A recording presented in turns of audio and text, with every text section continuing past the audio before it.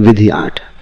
8वीं श्वास विधि आत्यंतिक भक्ति पूर्वक श्वास के 2 संधि स्थलों पर केंद्रित होकर ज्ञाता को जान लो। इन विधियों के बीच भेद जरा जरा से है, तो भी तुम्हारे लिए वे भेद बहुत हो सकते हैं। एक अकेला शब्द बहुत फर्क पैदा करता है। आत्यंतिक भक्ति पूर्वक श्वास के 2 संधि स्थलों पर केंद्रित होकर, भीतर आने वाली श्वास का एक संधि स्थल है जहां वो मुड़ती है। इन 2 संधि स्थलों की चर्चा हम कर चुके हैं। साथ ही यहां जरा सा भेद किया गया है।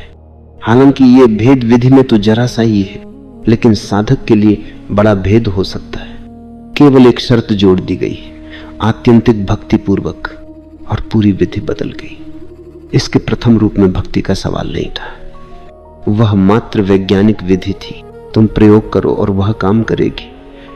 लेकिन लोग हैं जो ऐसी शुष्क वैज्ञानिक विधियों पर काम नहीं करेंगे, इसलिए जो हृदय की ओर झुके हैं, जो भक्ति के जगत के हैं, उनके लिए जरा सा भेद किया गया है। आत्यंतिक भक्ति पूर्वक श्वास के 2 संधि स्थलों पर केंद्रित होकर ज्ञाता को जान लो। अगर तुम वैज्ञानिक रुझान के नहीं, अगर तुम्हारा मन वैज्ञानिक नहीं है, तो तुम इस विधि को प्रयोग में लाओ। आत्यंतिक भक्ति पूर्वक प्रेम श्रद्धा के साथ श्वास के 2 संधि स्थलों पर केंद्रित होकर ज्ञाता को जान लो। यह कैसे संभव होगा? भक्ति तो किसी के प्रति होती है, चाहे वे कृष्ण हो या क्राइस्ट,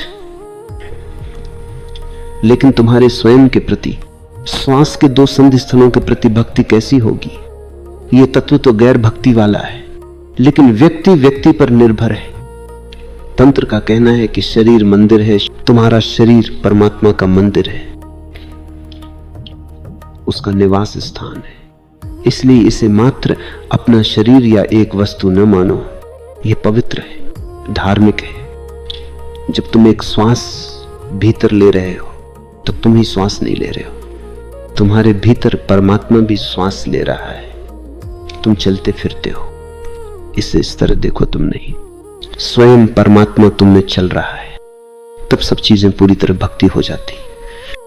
अनेक संतों के बारे में कहा जाता है कि वे अपने शरीर को प्रेम करते थे, वे उसके साथ ऐसा व्यवहार करते थे मानो वे शरीर उनकी प्रेमिकाओं के रहे हों।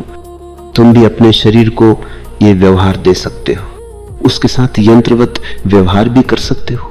वह भी एक रुझान है, एक दृष्टि है।